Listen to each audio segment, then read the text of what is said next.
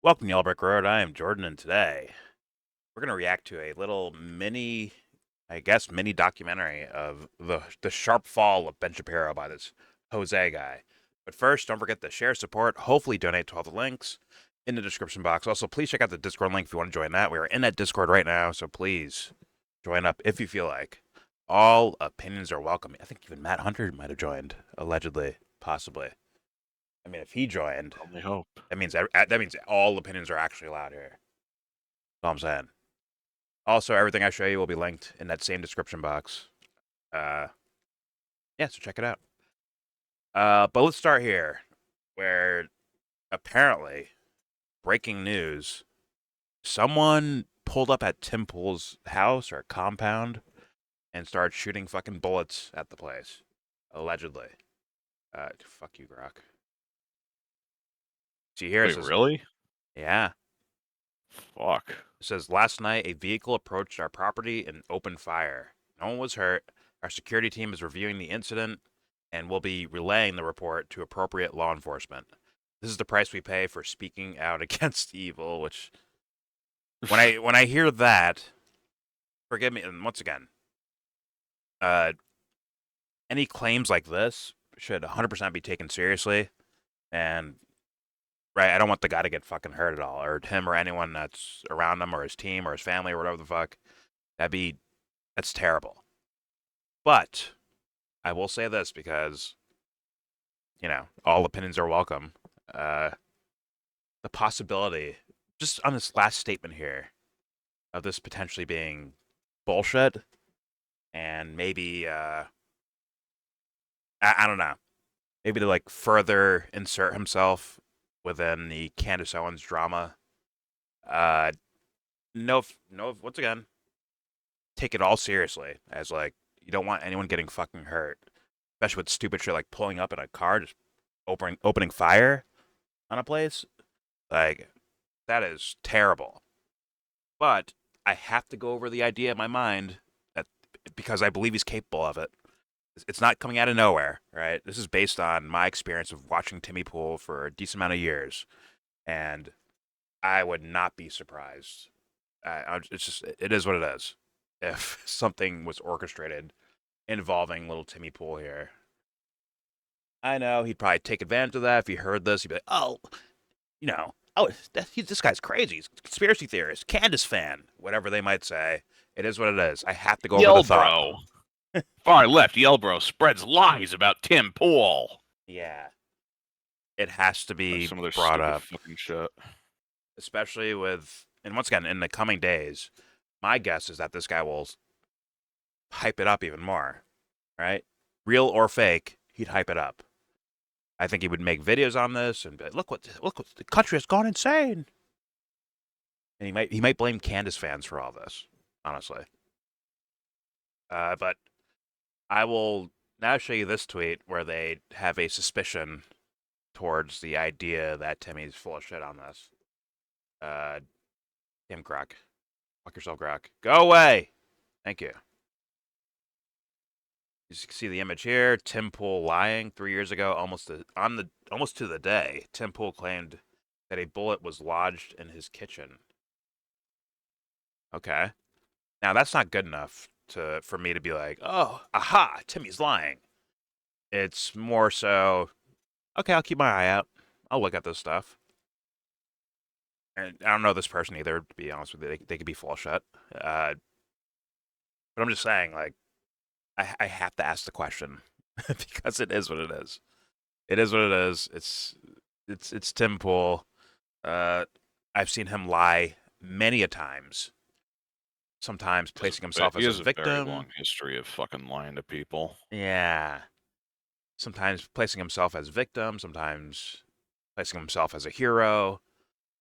So that's why, like, this wouldn't be. It is actually insane, but it wouldn't actually be for me crazy to think possibly that this guy's bullshitting about this whole shooting incident.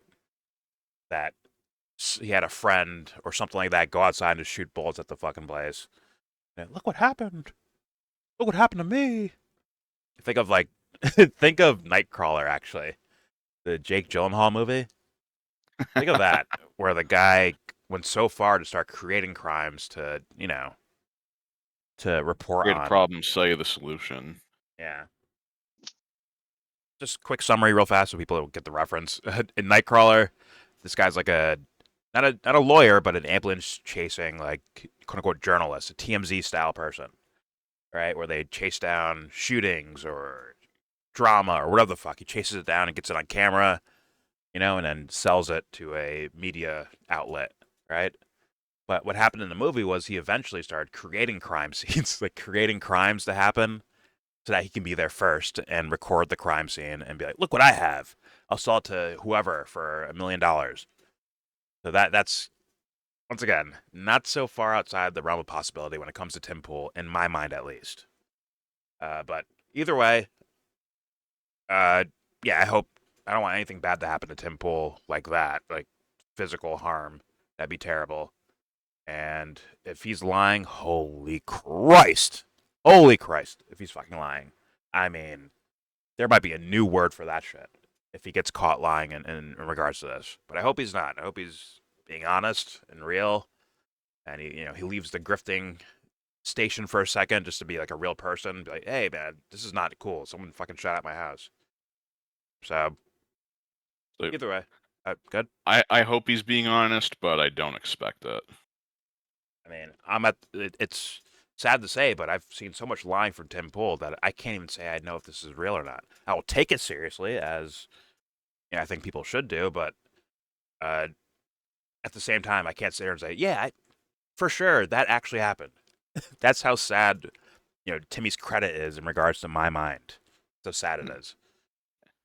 But Anytime something happens with Tim Pool, I always got to keep one fucking eye open because, yeah, it's like we said, he has a long and pretty well documented history of lying.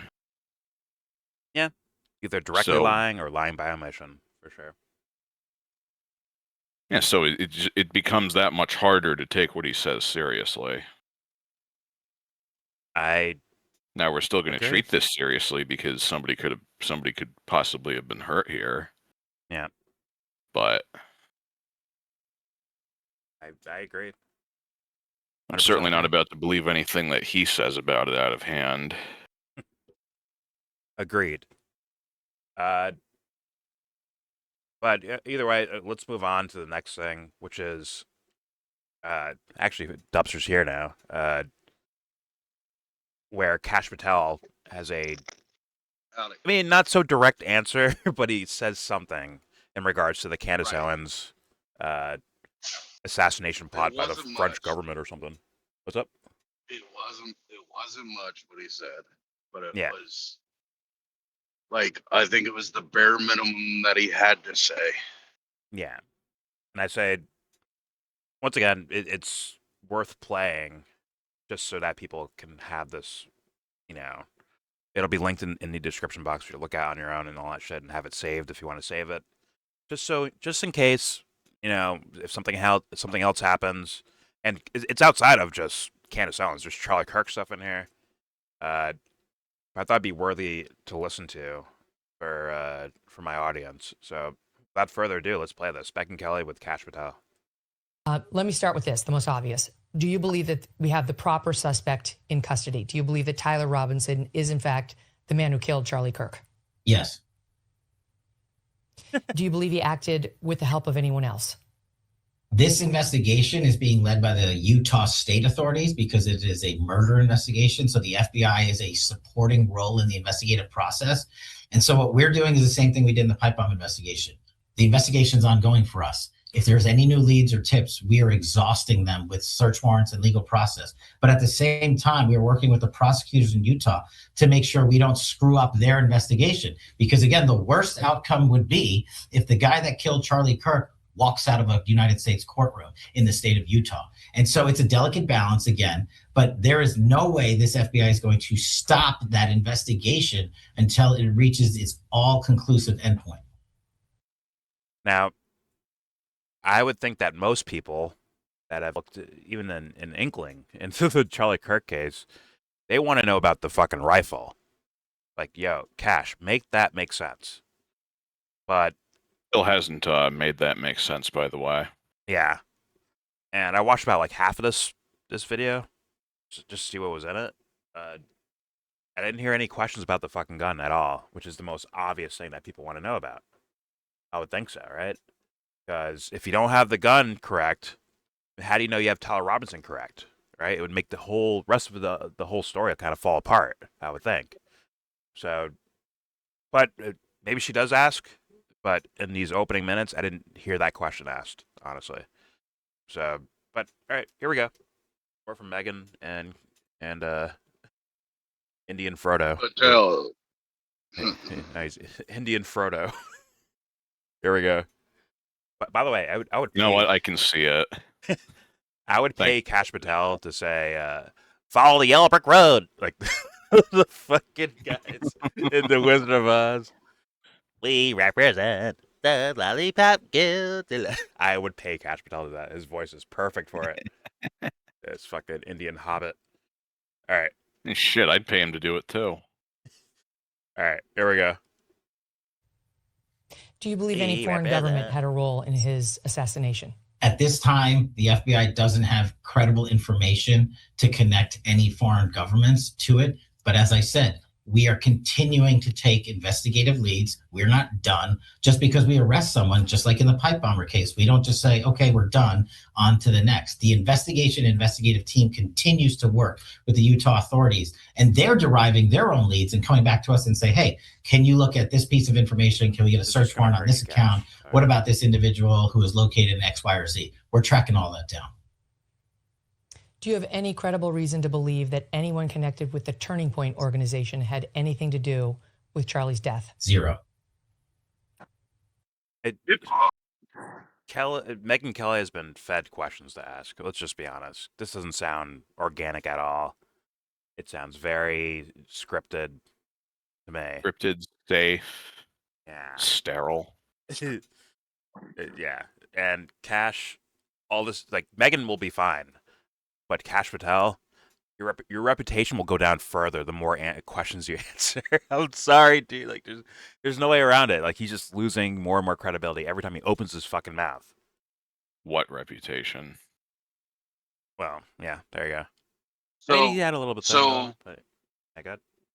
so just think, everything that Candace has like pointed at that kind of has some kind of measure, and other people too, of like it's evidence to support Tyler Robinson didn't do this. Yeah. Gets to be utilized by the defense called exculpatory evidence. Oh, yeah, fair enough. I mean, And the FBI has to walk us through how that's not the actual answer. What we're saying about this 30-06 and Tyler Robinson is the actual answer. They have to debunk all the exculpatory evidence. well, you got to be, because you got to look at it right now, because he doesn't have a hired lawyer. He has a state-appointed lawyer, right? So if there's like a conspiracy thing happening here, that's not going to help Tyler Robinson at all, right? No, I mean he needs like a vulgar real lawyer for any of that to be utilized. I mean, it's still the job of an appointed attorney, but Yeah. good luck getting them to do what they're supposed to do in that kind of sense. I mean, well, let me ask you this. Wouldn't you think that there'd be people lining up around the fucking corner to go represent this guy because it's a big time, publicity thing for your fucking law firm or whatever, right? You would think that'd be some bigwig would fucking volunteer to be the defense lawyer in this case. Right. And And at this point, this would be he's the perfect. walking out. This would be the perfect way for Stephen P. New to get his name in the paper. What the fuck is that? I don't know who that He's is. I listen to Jim Cornette's show sometimes, and occasionally they plug Stephen P. New's law office. He's a dude in West Virginia.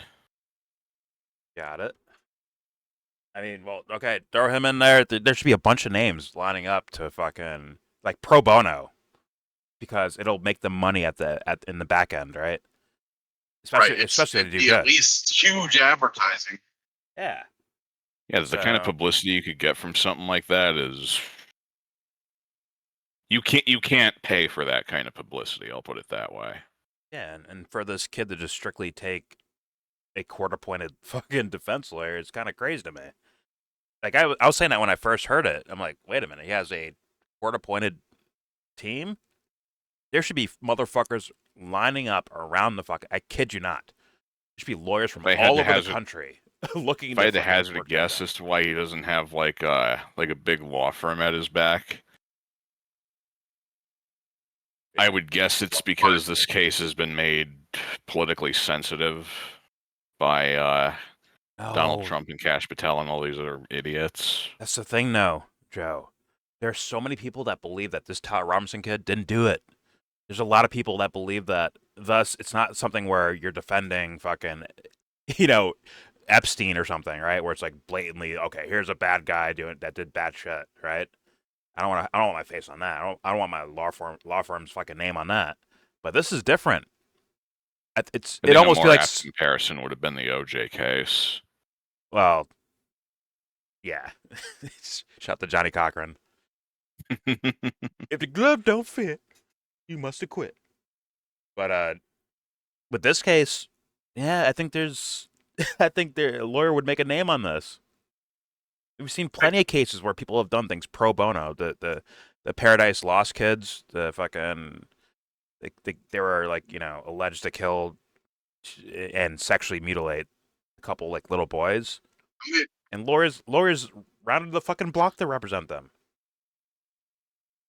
and it made their we careers. could get a catchphrase out of it too, like the glove don't fit, you must quit. If the bullet don't match the gun, you must admit. Something stupid, but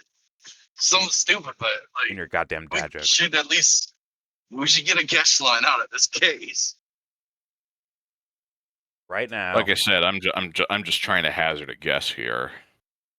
yeah. Well, right now, Kash Patel right now looks like a bad guy to a lot of people, or incompetent, or full of shit, whatever. Right? They don't view him in a positive light. So, if you have an attorney that comes up and gets on camera, like, Kash Patel, you're full of shit. They're gonna make their nut, bro. They're gonna make bank on that shit. Pause. No pause. They're fucking winning off that shit. 100%. Anyone that goes at Kash Patel is gonna look good. Even though Kash Patel's probably not so intricately involved in this case, honestly, other than being like a spokesperson, right? But yeah, good. The Democratic side hasn't really taken like an opposition position to the murder, Yeah, they're leaving us alone. so I don't get that.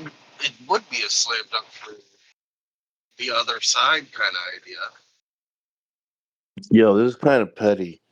But did you hear that Kash Patel wouldn't get off the jet in Utah to do a press conference covering Charlie Kirk's murder until they gave him an FBI windbreak?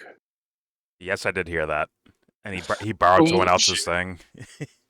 Right? He refused to get off the jet until they gave him. He wanted a jacket and I think like a certain patch or something like that.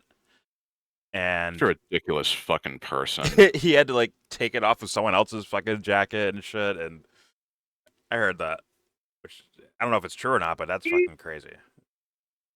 And So He's- just for the he's- camera.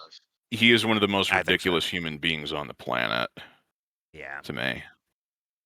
either way, let's continue. Here's more from Megyn Kelly and Kash Patel. Follow the yellow brick road. Here we go. On the subject, Follow, there's been an allegation made by prominent podcaster Candace Owens that she is. Here it is. Yeah, there we go. Do you have any credible reason to believe that anyone connected with the Turning Point organization had Sorry, I anything went to back do way too far. with Charlie's Whatever. death? 0. On the subject, there's been an allegation made by prominent podcaster Candace Owens that she's received a death threat, a credible death threat from the French, that a threat has been made on her life, and that the French, she's been told, also may have had a role in Charlie's assassination. Have you looked into either of those? Do you believe she's received a credible death threat from the French, or that the French had Somebody's something trying to potentially pin Charlie Kirk's Charlie's death? assassination on the American that received- French. Excuse you? That is part of the Candace narrative that Beck and Kelly's talking about. But let's let her talk and Oh my hear God. Cash's answer. Here we go. I'm already wrecked. Let's hear it. Here we go. This is preemptive wreckage, but yeah, let's hear it. Here we go. On the subject, I forgot there's Rumble's been like an allegation 10 made by seconds back, I prominent think, instead of podcaster 5. Candace Owens that she's received a death threat, a credible death threat from the French, that a threat has been made on her life, and that the French, she's been told, also may have had a role in Charlie's assassination. Have you looked into either of those? Do you believe she's received a credible death threat from the French, or that the French had something potentially to do with Charlie's death? Any American that receives a death threat from overseas or anywhere in America is going to be fully investigated. So we're not going to turn our eye away from that investigation or any others. If there's anything to it, this FBI will respond to it. AKA, no, we didn't look into this yet. Right. Now, to be fair to I Cash, said what I had to say. yeah, I said what I had to say. to be fair to Cash, right? Candace said she didn't do a formal ask of whatever counter Yes, she intelligence. No, she said she texted someone that works in the FBI that she trusts and passed kind of the message along to him, versus like direct going through the normal channels to make a criminal complaint about something. All right, that's what Candace said, right? I'm sure maybe she actually did follow through with the official, hey FBI, hey She said whatever. she contacted Trump, she contacted the counterintelligence, and she contacted the DOJ. Yeah, but she said on her podcast, in her words, she said she didn't go through the official channels. She, I believe, texted someone that she knows within this apparatus thing, and they passed the message along, versus her doing like a formal criminal complaint. She said, "Oh, it also reached Trump's desk, right? But not the formal way of things, right? Not the hey 911, someone's trying to kill me, right? It was hey friend that works at the FBI or within counterintelligence, wherever the fuck it's called. Hey guys, hey friend, can you look into this for me?" So I disagree. That's what she said. Oh, she literally said that. Let's move on. Yeah, fair enough. But on. she literally said that. She said, "Man, maybe I should have went the official route, sent like an actual email to these guys." All right, but she said she didn't. Maybe she's changed her mind since then. She said once again. She said, "To be fair, I didn't go through the official routes to do this." Maybe she has I didn't sense. hear that. I remember that very clearly. She straight up said that. But all right. Okay. Let's play more Megan and Cash. Here we go. Okay, but so far, no.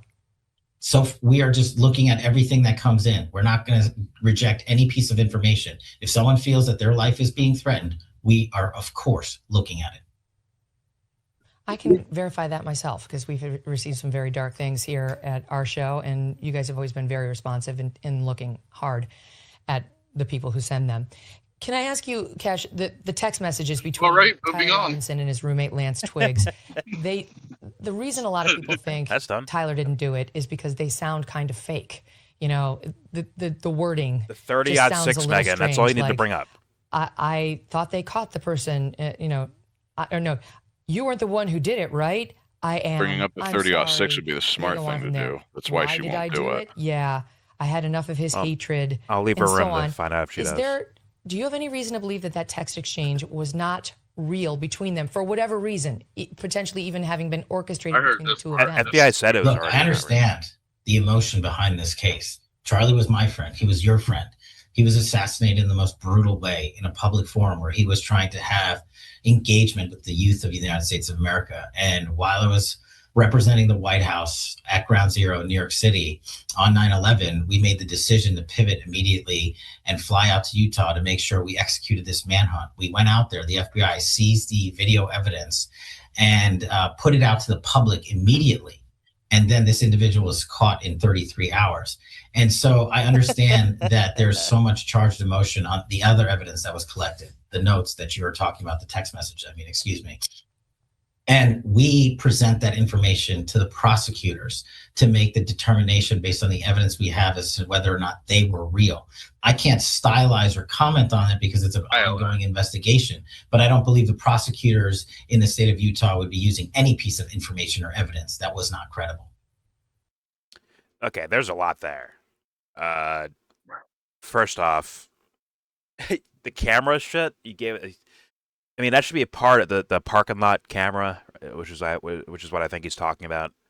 Gave us that. We didn't give us video of him going through the stairwell to get to the roof. He didn't give us that. What else? These text messages, right? Now, originally, people thought like that was like the actual verbatim text message. It was like, oh, this is fucking fake, right?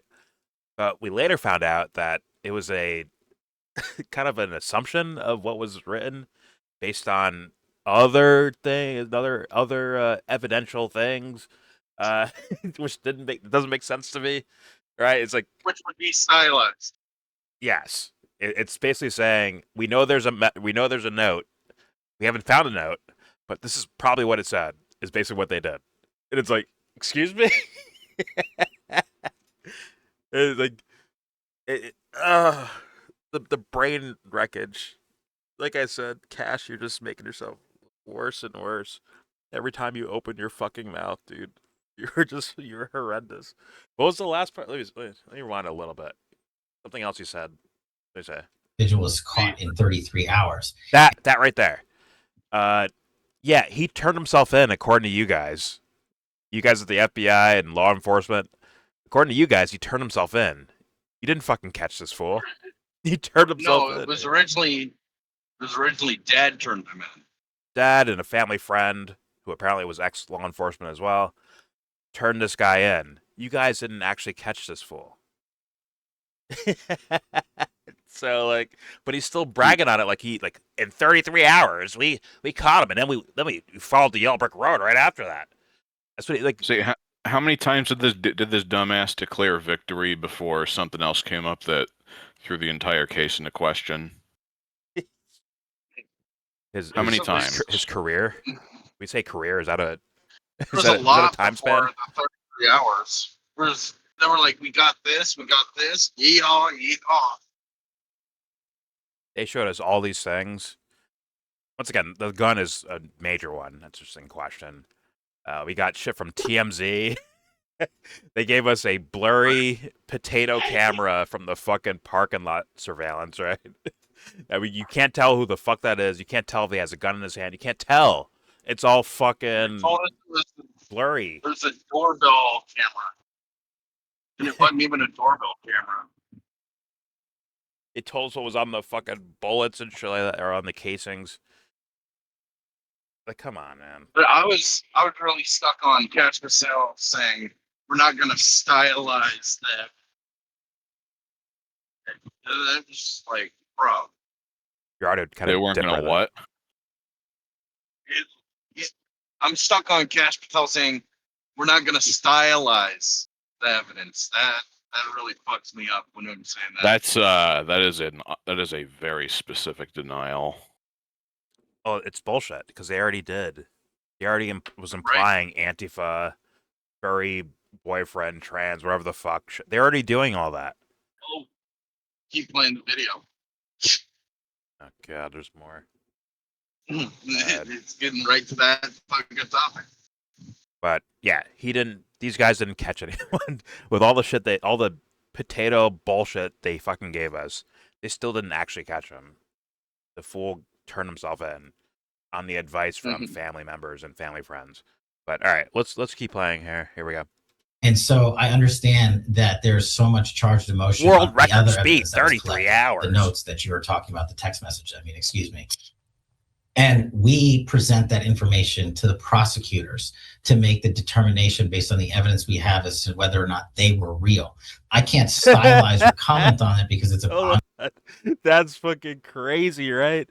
We're going to present our evidence to the prosecution to find out if the text messages were real or not. Like, it's either you have it or you fucking don't. It's not you can't just make an assumption of like what was in the text messages, right? Can that work? That can't work in fucking court, right? You have to have the actual text messages. Otherwise, like, what the fuck are we doing? Like, what are we talking about at that point? Unless you have like hard copy, Well, then it's I don't think it's admissible. it can't be a summary, just like the Epstein fucking jail cell footage or whatever. Like why would you do editing on that? Why not just give the raw footage? Because anything edited, how is that going to be admitted, like, allowed in court? I mean, maybe it's allowed, but it's like, how much weight does it have once you realize the thing's edited, or in this case, was interpreted by someone? Once It's again, almost like solid. there's something that maybe he doesn't want us to see. Why would you release that to the fucking public too? Why would you do that? Solid defense attorney kind of fucking topics. What the fuck? This is what we think was in the thing, in the fucking message, in the text message. This is what we think it was. Like, you can't. Then you release that to the public? Are you insane? What the fuck? Whatever. I mean, Megyn Kelly, she's a bot, so she might not be able to, or she's like already has a script to read or certain questions to ask, pre-prepped questions, so thus she can't do pushback. But it's like any regular real person would have pushback for this, 100%, right? It's obvious once you get to the end. This whole thing was scripted. Let's hear it. Here we go. Ongoing investigation, but I don't believe the prosecutors in the state of Utah would be using any piece of information or evidence that was not credible. Last but not least on Charlie, there were texts by certain trans individuals online before the assassination talking about something big is going to be happening, and then after he was killed saying, and there it is, leading many of us to wonder whether there was some sort of trans-Tifa connection to the murder, or at least maybe some tip-off to the community. Is that under investigation? That is most definitely under Can investigation. you spell politically motivated? Holy shit. Look how Cash leaps out of his chair to answer this. He's like the happiest he's ever been as an FBI director. He's like, oh yeah, we're looking into that for sure. Yeah. Seems like a real possibility, Megan. I don't know. And what a joke. What a dweeb. All right, let's hit play here. That's just weird.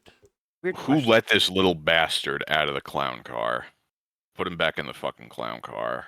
Like, nothing, Megan? No sense of duty, integrity when it comes to the realm of journalism? To be like, hey, what about the 30-06? Make that make sense, Cash. Go ahead, go. You forgot, Jordan. Journalism is dead. Oh, figures. Like, holy Christ, man. Autopsy, we were promised 2 months afterwards, and we still haven't gotten it. It's 3 months. Look how when she asked about trans or Antifa, this guy almost leaps out of his chair to answer. Yeah, we are. Here we go. Antifa connection to the murder, or at least maybe some tip-off to the community. Is that under investigation? That is most definitely under investigation. We've disclosed a lot of that to the prosecution, or all of it that we have, and they've made some of it public. He's so happy that he was in a relationship with fucking run his mouth about this. Hold on. Yeah, let Cash answer this. This fucking fool. This fucking goblin. Here we go. Just keep in mind the word stylized. Yeah. Well, here we go. Many of us to wonder whether there was some sort of trans-Tifa connection to the murder, or at least maybe some tip-off to the community. Is that under investigation? That is most definitely under investigation, and we've disclosed a lot of that to the prosecution, or all of it that we have. Hey, look at that. He can barely wait to let her finish the sentence. Joseph! Damn it, Joseph. Let Cash talk. God damn it. It's not your time, it's Cash's time, okay? Watch your fucking mouth. All right. 1,000 apologies. Let Ratatouille cook, man. Fuck. Oh, shit. There we go, from this Indian goblin. Here we go. Off to the community. Is that under investigation? That is most definitely under investigation, and we've disclosed a lot of that to the prosecution, or all of it that we have, and they've made some of it public to include that he was in a relationship with an individual who was part of that community, and that he was engaged in communications with other individuals in that community. But as to how they relate to the prosecution, that's up to the Utah prosecutors to say, we need this in court. So Cash, you went in all that detail in that direction like that. Meanwhile, like, well, you know what? We haven't. That's up to the prosecution. Is that important or not? I'm trying my best to make it so. Like, basically, that's what Cash is doing right there. He's trying to make it important for sure. Good God. yeah, Trump fans. What the fuck? Trump fans. What the fuck is that? Everything they gather on that though is so he doesn't want to tell you. He also gets to be exculpatory for lying about that shit.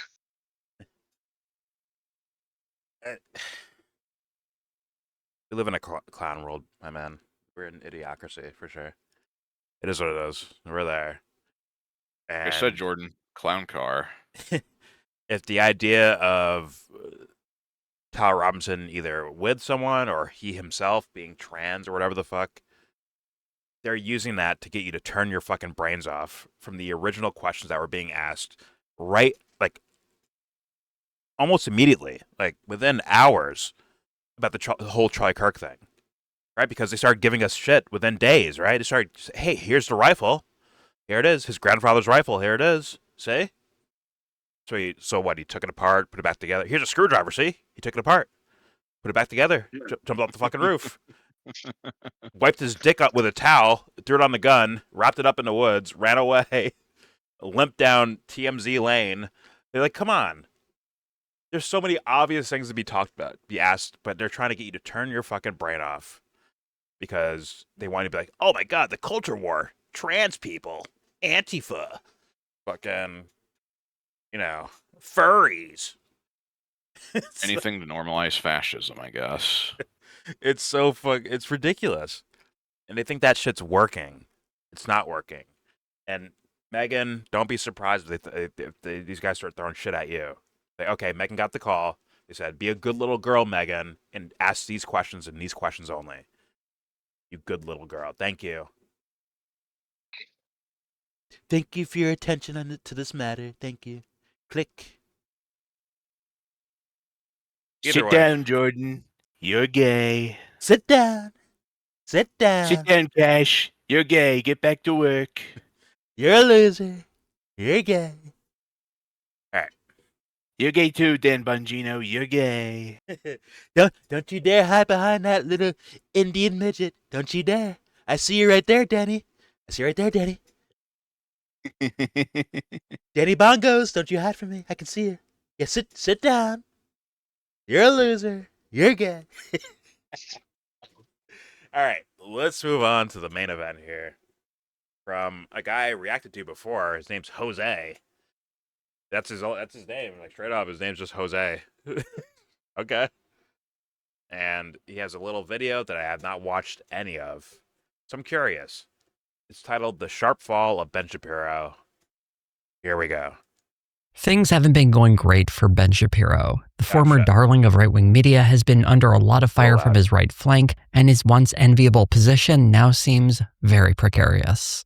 Only 8 years ago, things were dramatically different as Ben Shapiro was making his ascent. Back on November 13th, 2017, an article in the New York Times described conservative commentator Ben Shapiro as the cool kids philosopher. The article is a relatively gentle profile of Shapiro, describing him as a conservative firebrand who holds extreme views, who is finding a young audience online. There's a part of this article that has an odd echo in the present. It reads, Mr. Shapiro is trying to define conservatism at a time when its meaning is up for grabs, and the Republican Party and traditional conservative media outlets like Fox are built for older audiences.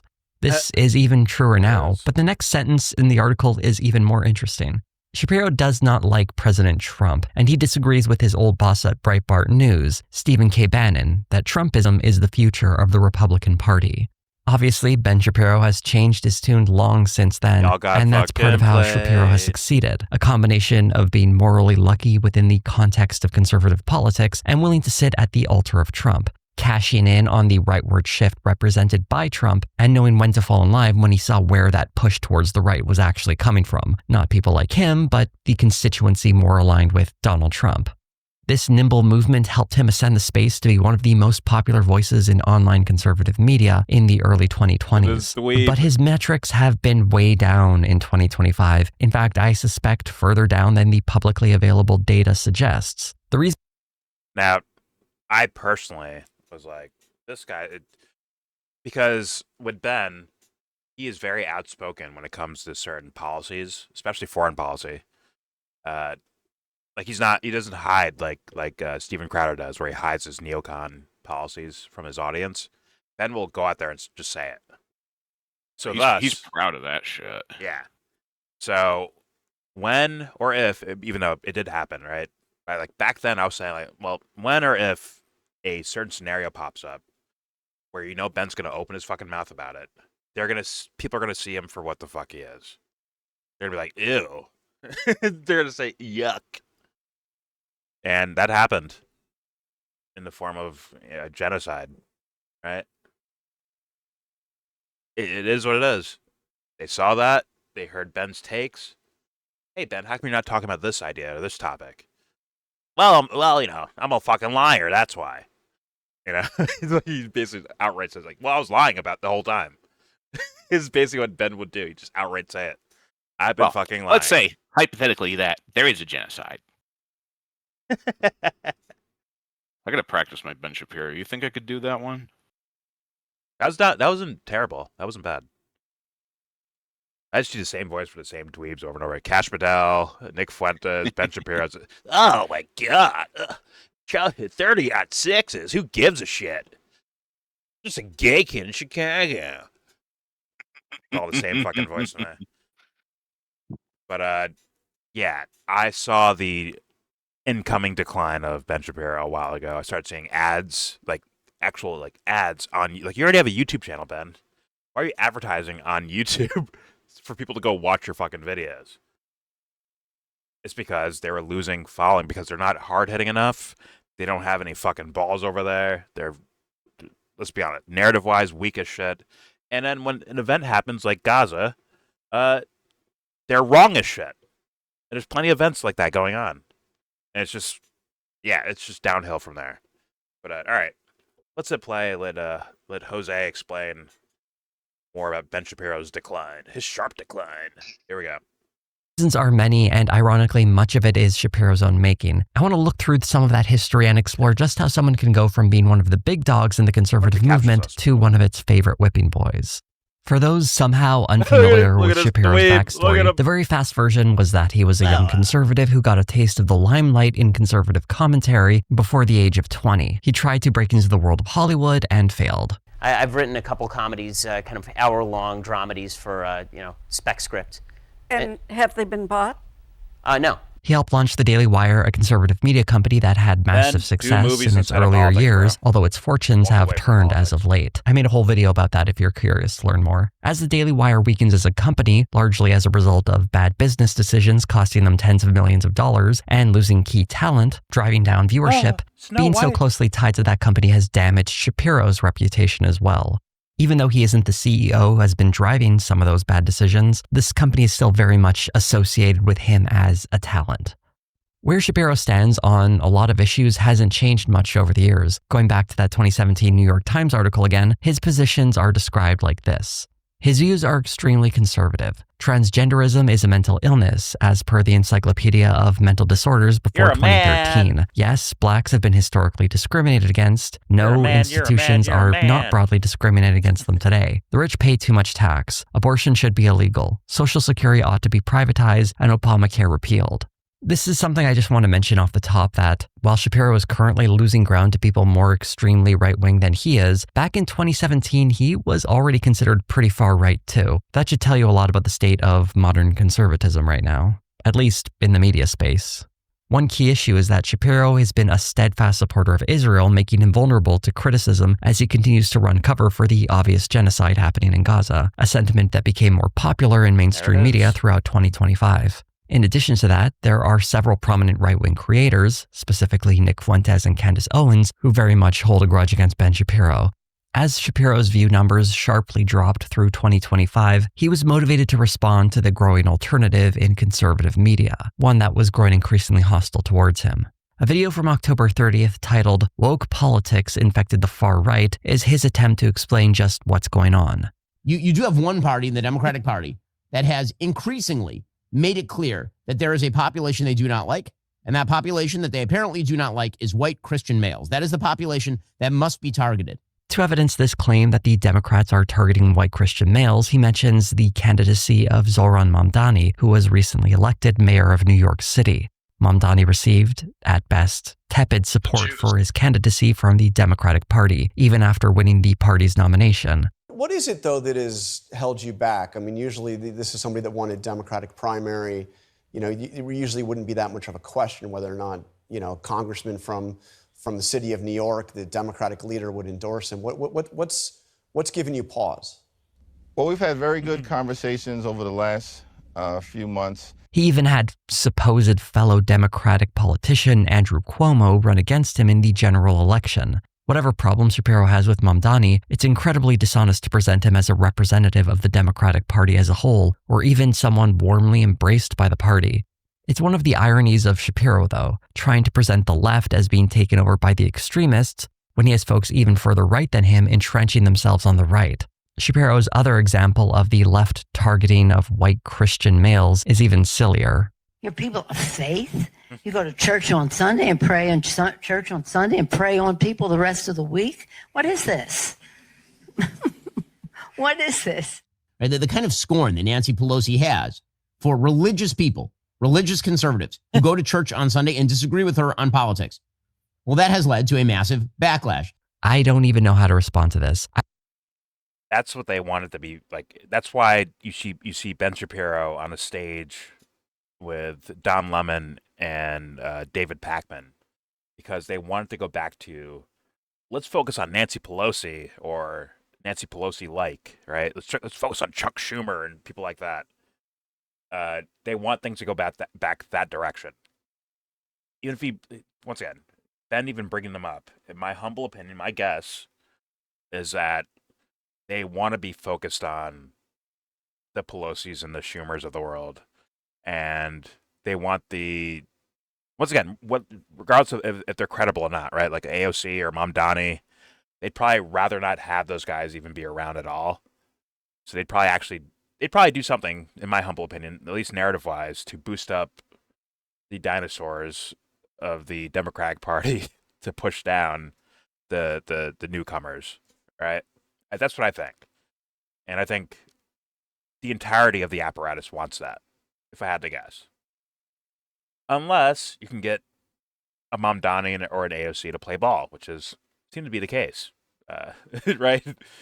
Mamdani seems to be playing ball with all this stuff. We heard his takes on Venezuela and Cuba and how much they're, dastardly, what's the word they use? For like the leadership regime, the Maduro regime, right? So maybe not much to worry about there, but I'm just saying, like, the idea of the narrative, right? That people that are not locked into the game, to get them to start thinking in more of these simpler political terms, right? And political teams. Just like with Trump people, right? And when Trump first won, when he was campaigning, he's saying, anti-war, WikiLeaks, drain the swamp, you're going to jail, right? And then when he got in office, it was jabs, and Assad gas his own people. We need to bomb them. Need to bomb the shit out of them. Oh, you remember when that fucking CNN anchor was like, he was like jizzing himself over when Trump bombed that was Damascus, I think. That was NBC. That was Brian Williams. Wow, whoa. You sound like The Joe beauty Rogan. of our weapons. That was when Trump really became president. Oh no. Okay, that was CNN. Ugh. That was what's his fucking name? Fareed Zakaria. Okay, thank you. Yes, that was him. Did that. The beautiful bomb thing was Brian Williams on NBC. He's like, what? He sounded like Rogan. He's like, oh wow, look how pretty that is. It's killing people right now. Oh, but look how pretty. Look at the lights. Oh. 57 missiles all dropped on people who really didn't do anything to deserve it. Well, Syria has their own dirt that they were doing, but the reasons that the U.S. gave us was bullshit. I'll say that. I think it was actually bullshit. Yeah. Just like the guys in the middle of the ocean could be moving drugs around. They could be. But is that how you handle it?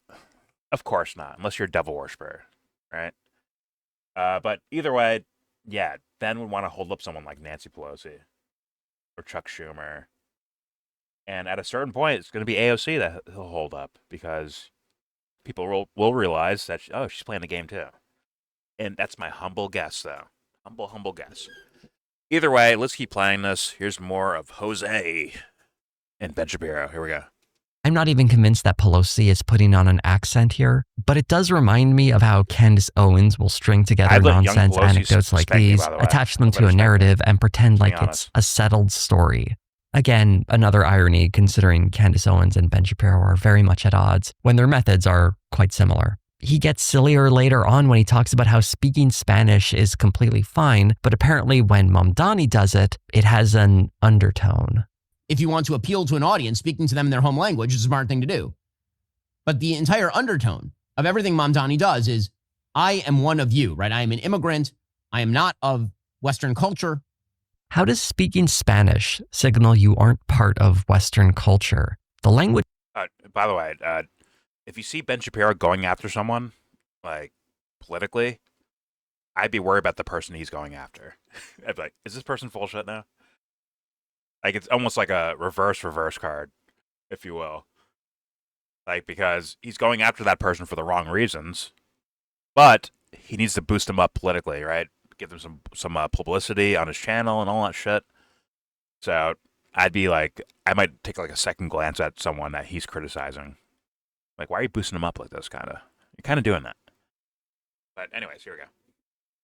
Which comes from as far west as you can get in Europe, and it's spoken almost exclusively in the Western Hemisphere. What he means by Western culture here, I suspect, is whiteness. It's the only thing I can imagine him meaning because he's certainly not talking about geography. The problem with Shapiro's argument here isn't that it's laughably silly, at least that's not the problem I want to spend much time on. The problem is how similar it sounds to arguments made by white nationalists like Nick Fuentes. Although Fuentes hates Shapiro, I doubt there's much he'd disagree with when it comes to Shapiro criticizing the Democrats for attacking white Christian men. It all contributes to the same political project. While these guys are openly hostile towards one another, they are very much pushing in the same direction.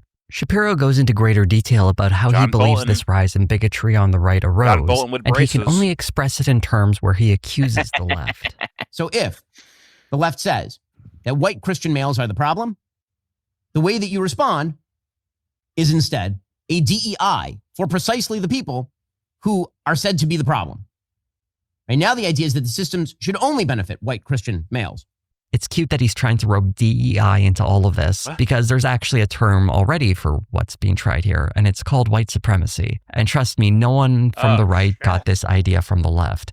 And I'm sure Shapiro knows that, but he needs to play these word games to massage this civil war within the right as somehow being the left's fault. When you spend your entire career relentlessly attacking the left and excusing the right, he can't even attack the extremists on his side without first pretending like this is somehow the left's fault. When the truth is, if anyone is to blame here, it's people like him who have been turning a blind eye to this growing problem the whole time. Not because he's unaware of it, but because he's ideologically more similar to it than he's willing to admit. There's a great example of Shapiro's own extreme standards. And that is this Jose guy, who I've watched some of his videos before. When they say left-leaning or on the left or whatever the fuck. Yeah, once again, he does, like, he can play mixtapes on people for sure, right? And have some whatever pushback. But overall, Like, dude, you are. It'll be easy to run you the fuck over, and in fact justify the other team's ideas of things. Right, Dubster? Right. Correct. I'm busy, man. Okay. I was gonna say like this guy, like this Jose guy, not Ben Shapiro, the Jose guy, kind of helps you I find out. the man extremely irritating, and I find him. I think that they mean well, but I think that they're missing a lot of shit. You mean Jose, or you mean the guy making this video, the Jose guy? Is that what you mean, Ed? Yeah. Whoever's look, I think that they mean well, but the thing is that once again, he's only talking. He says he cares about workers in the left, but the only person he's talking about are celebrities. He's not talking about anyone on the ground. This person is not a. This person is a larper. You know what I mean? Dead serious. I can't say I know. I haven't seen enough of his content to say I know that, but possibly Okay. a It sounds possibility. like it. He's talking only about these people, right? He's really fascinated. I don't He know. loves- That's what I'm saying. I don't know. I he haven't looked loves, enough of it. right? Yeah. He Okay, wants okay. to be them. He doesn't want to be actually with the poor people. He wants to be one of these people, which is fine, Possibly. right? I don't know. There is no inclusion of poor people whatsoever within his conversation. It's Well, he's like obviously one of those guys I don't that know this does guy yet, though. the Rogan sphere shit. He's like an adjacent to that. I He's trying to think he's a little he's bit trying more to clever. raise his profile through like shitting on the right. I think both sides have this that could be problem. fair, Both but I sides don't do know this. yet. It's a professionalization of the left of the left to say and the right. It's just only the elites. Whatever. Just we could keep listening to this guy, but I get what you're saying. Relevant. I get what you're saying. I just I wish I knew more about this person. I don't. I've seen one or two other videos other than this from this guy. But at the very least, he'll play me clips. Which is what I was kind of looking for. Which is I playing, don't think I've playing a ever mixtape. seen this channel before, so I couldn't tell you what he does or doesn't do. Yeah, I think they have a following.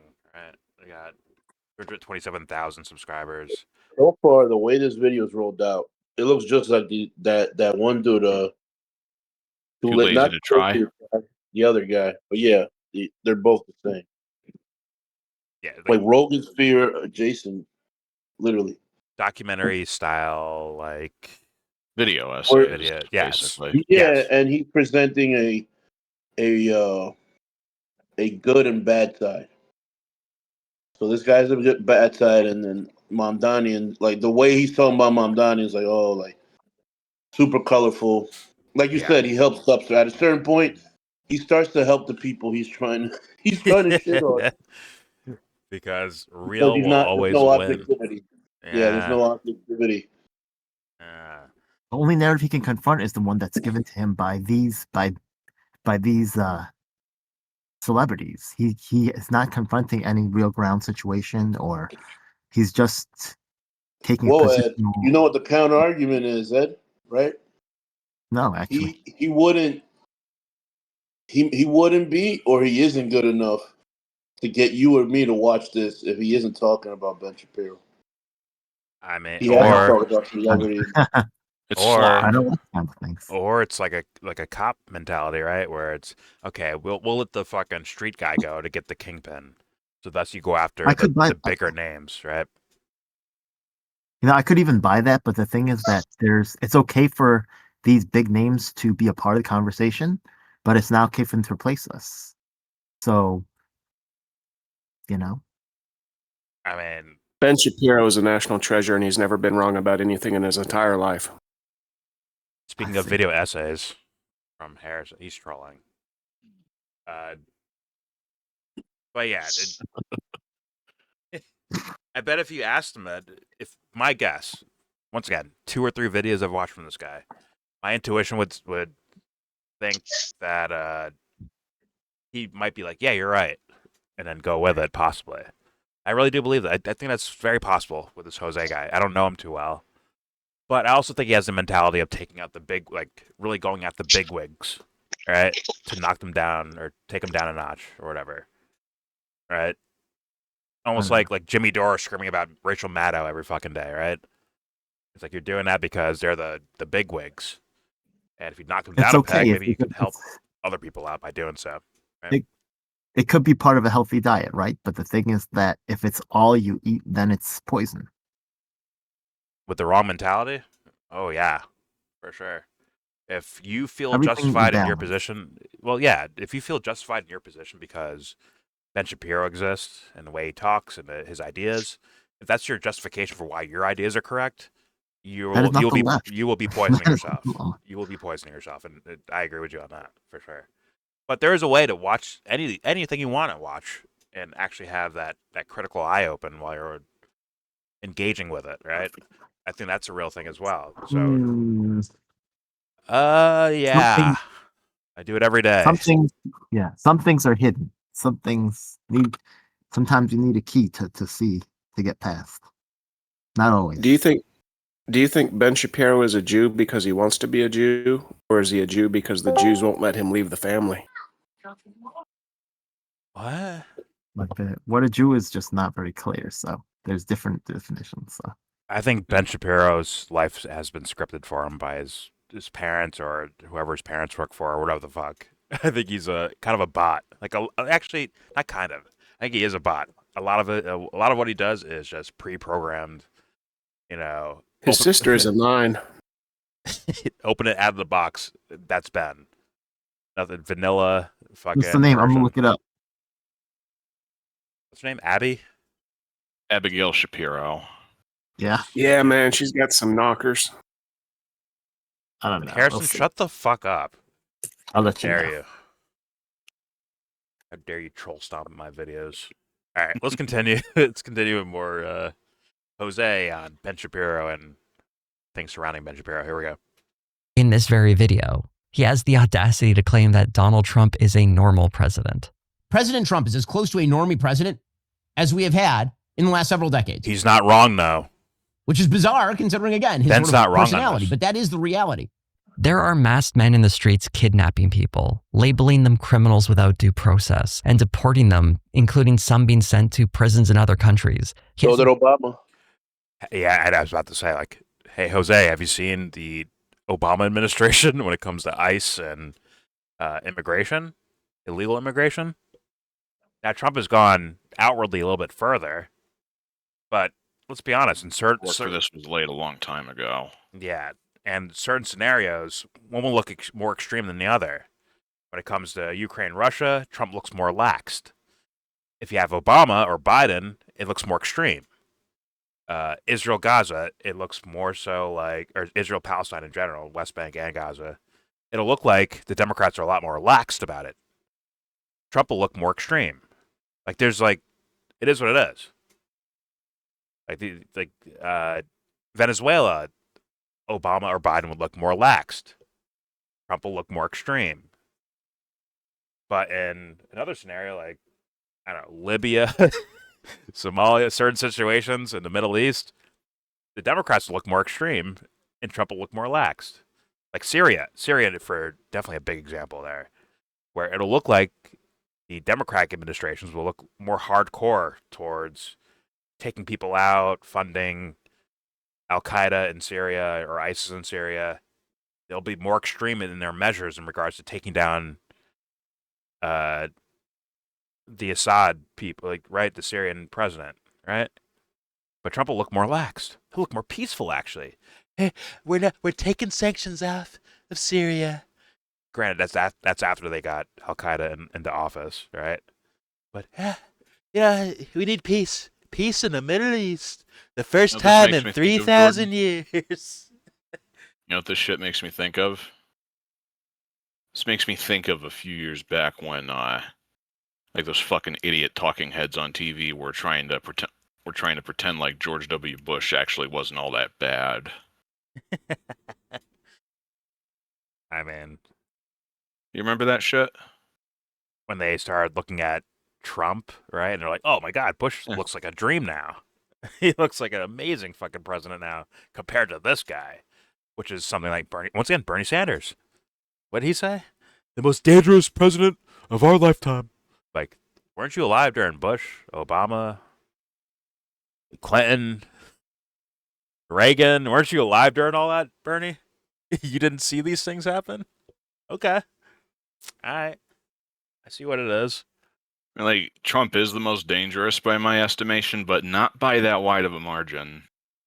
Like I said before, the groundwork for a lot of the shit that's happening right now was already laid.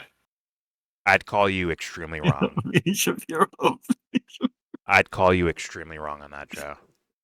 I think when it comes to aesthetics, he looks aesthetically more dangerous, but in reality, in regards to policy, he's just the same. He really is. He really is like just the same old thing. In fact, you can compare Trump's first administration to the second administration, right? The first one, he's doing the same things in the first administration, but he did it in a way that was "quote unquote" presidential. So thus, no one opened their fucking mouths about it. Obama bombed more people than Trump did by many times fold, like millions more people. That is not true. I don't think that's true. I think Trump broke the drone record in like 2 or 3 years. In his first administration, he broke Obama's drone strike record. Yeah, you gotta think what was going on. Just by volume, You gotta think what was going on when over Obama was president. We had that 20-year Afghanistan war. There's a lot of shit getting blown up under Obama. Oh, there was 100%. But the drone striking, once again, these are all precursors to build for something else. Even like the way you look at this Joe is like, oh my God, he's so much more dangerous. Is actually just I said he is the most dangerous, but not by a very wide margin. I don't think he's the most dangerous. I don't think so. I think they're equally dangerous because one administration will lead to the next, and it's been doing that for, as far as I understand, my entire lifetime. It's been a passing of the baton from one administration to the next, and it may look more extreme when George W. Bush goes to war with Iraq. Like, oh my God, they're bombing Baghdad and they're fucking going in there. They're putting troops on the ground. But guess what? The building blocks for that were built years before that. 100%. So you can ask some Serbians in the 90s how they felt about Bill Clinton. Well, there you go. But you can look at that as less dangerous, but I see the same thing. It's still destructive. Continuation of the same thing to me. The point I'm making is that Trump is potentially the most dangerous out of the last several that we've had, but they're all fucking dangerous. Yes, they're all dangerous, but I just disagree with more dangerous. I disagree with that. They're equally dangerous. As I was gonna say, it's a fucking crowded field. I mean, if you have a gun sitting there with a clip of 6 bullets or whatever, what's it called, a rotary thing? It has revolver has 5 bullets in it, and you see the past 5 presidents put a bullet in each fucking slot for five administrations, and then Trump pulls the trigger. Is he actually the most dangerous? I don't think so. I think they're all equally dangerous for working as a team towards that direction. In my humble opinion, that's the way I look at it. But all right, let's get back to Jose here. And it's like it is what it is. I hope he means well, like you said, Ed. I hope he means well. But this political strategy shit, it's not going to get anywhere. That's not the thing. As far as like what I think people imagine when they think of a better world, that's not that direction to me. I mean, your team might win, right? Your team might win more, but I don't think it's actually the substance of what people mean by a better fucking planet to live on, a better world. But let's continue. Here we go. Here's more Jose. Pose sweeping tariffs that are wreaking absolute havoc in the economy. She's ended over health and safety to people who are gutting medical research and spreading misinformation and anti-vax nonsense. I could go on for far longer listing all the very non-normal things he's done. Even for someone who supports all this stuff, they should at least be able to acknowledge that this is very much not normal. Donald Trump is not a normal president. Part of Shapiro's problem is that he never allows blame. Other than outward character, he kind of is. He's as normal as it gets when it comes to presidencies, unless you don't actually look at what these guys actually do. If you ignore what Obama did during his administrations, you would think Trump's an extremist. But in reality, He's just continuing what Obama was also kicking off. They're all Come on. extremists. Exactly. In my opinion, normal, empathetic understanding of people dealing with people, all of that is fucking dangerous and extreme. I agree on that level, for sure.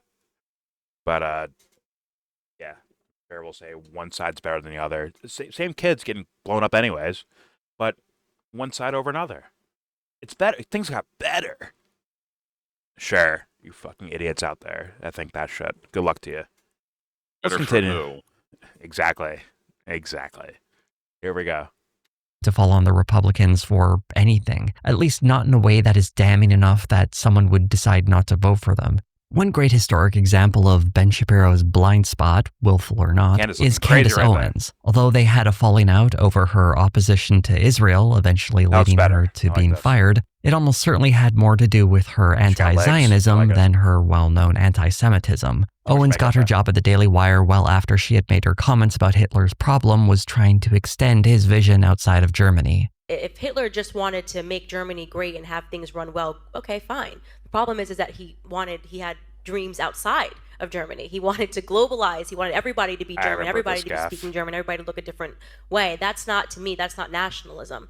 Anyone with a grade school understanding of history should be well aware that Hitler's vision was pretty bad for Germans too, particularly if they were Jewish. Owens also defended Kanye West while he was first melting down, and in this case, Shapiro joined in, defending him too. And this was well after it had been established that Kanye West had started hanging out with Nick Fuentes. Here's Ben Shapiro on October 7th, 2022. I care about the fact that there's more black babies being aborted than born in New York City at this point. That 50% of black death in America is abortion. So I really don't care about people's responses. I perform for an audience of one, and that's God. Yay, wow, plus I mean, Tucker. Frankly, it sounds fantastic. Frankly, Kanye sounds much more sane than virtually everybody else in public life. Shapiro, in the October video, also made this remark. The pathologizing of right-wing viewpoints goes back a long way. It goes actually back to a book by Theodore Adorno called The Authoritarian Mind. The suggestion was that there was a pathological drive in capitalist societies that led people to become authoritarian. It was a Marxist view of what America was.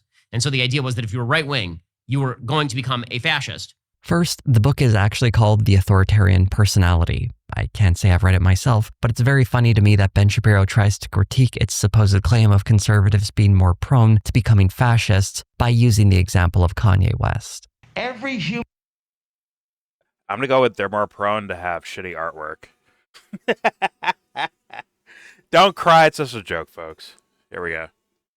Human being has something of value that they brought to the table, especially Hitler. It's very important to state how completely wrong Ben Shapiro was in this instance. In the same video, he's also responding to an interview Tucker Carlson did with Kanye West, which was later revealed to have edited out various racist conspiracy theories that West had mentioned, almost as if Carlson does these interviews to help bigots seem less extreme than they actually are. I prefer my kids knew Hanukkah than Kwanzaa. At least it would come with some financial engineering. All of this would, you would think, cause Shapiro to perhaps reflect on the alliances he's made on the right.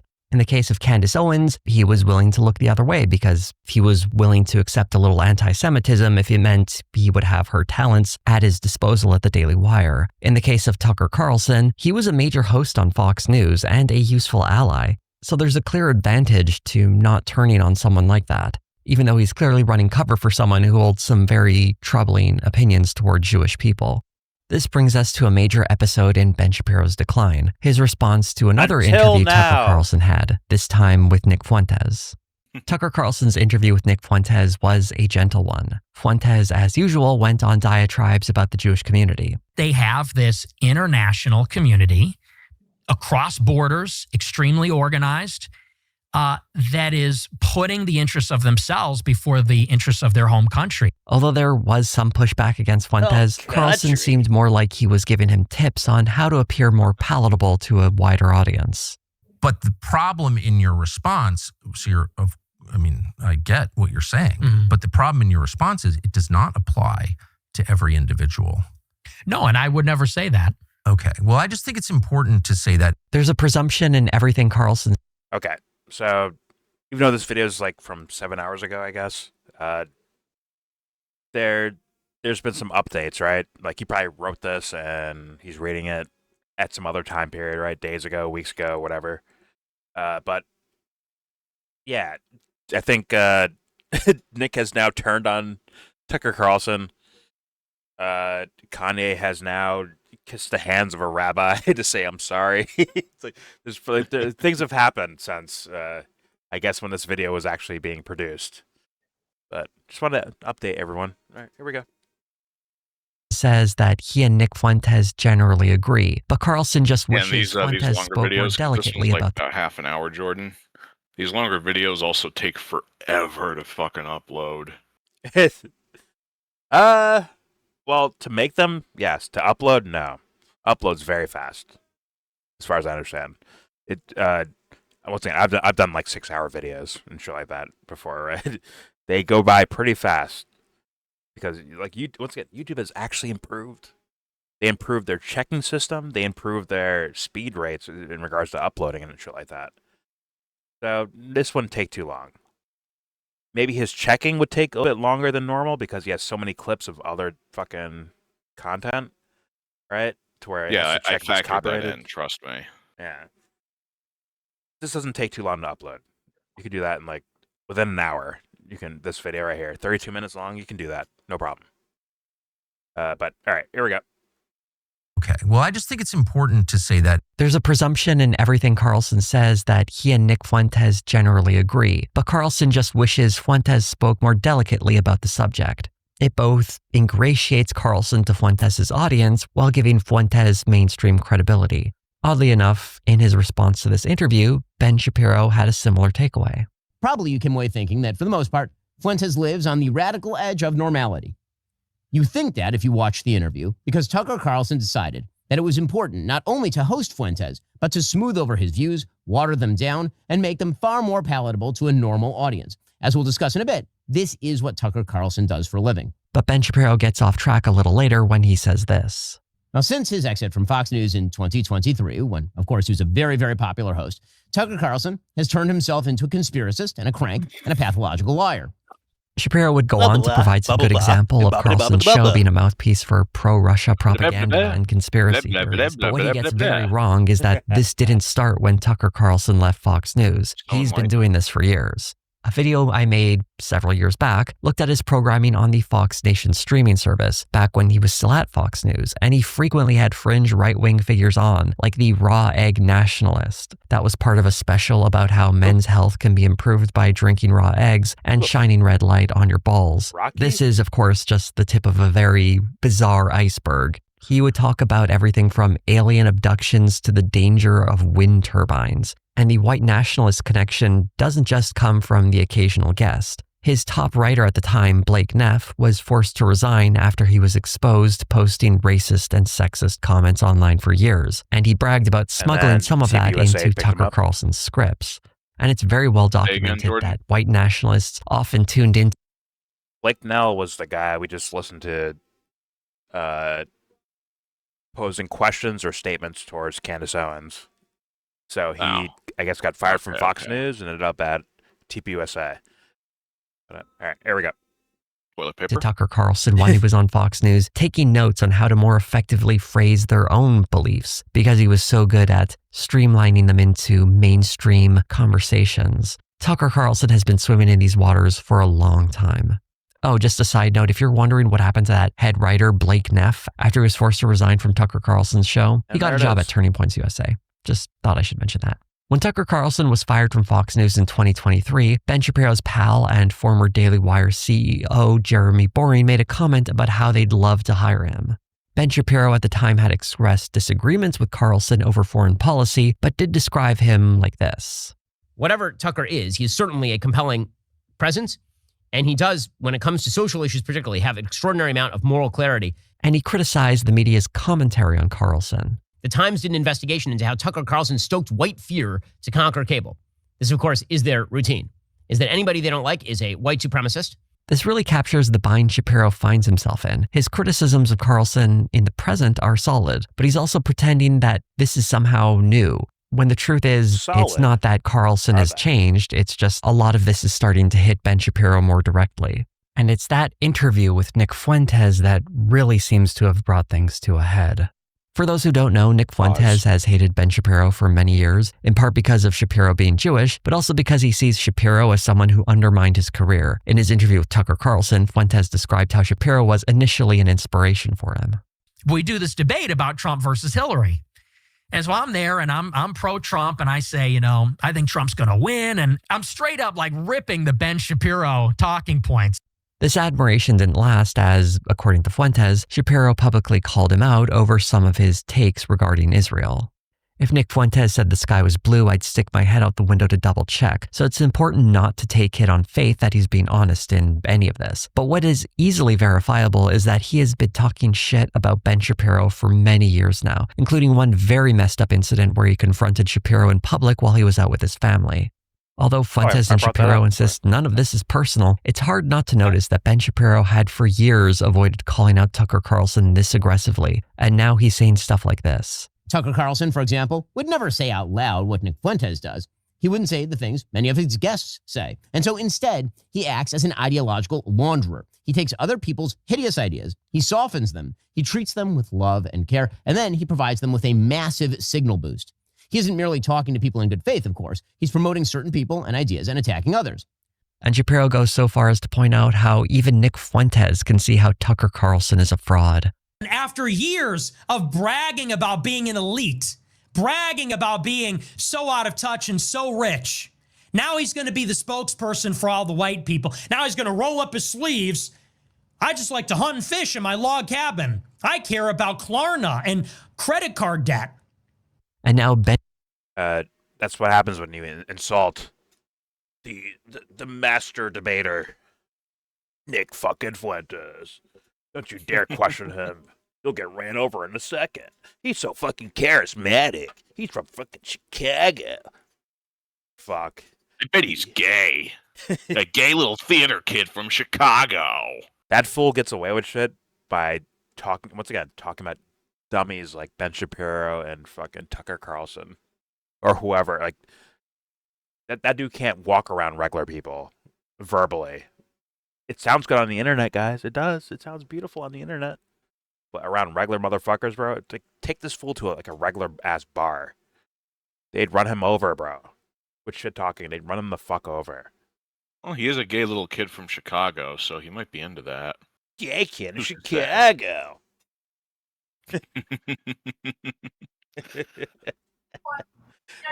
I sit on chairs when the stool's upside down. I sit on the chair still.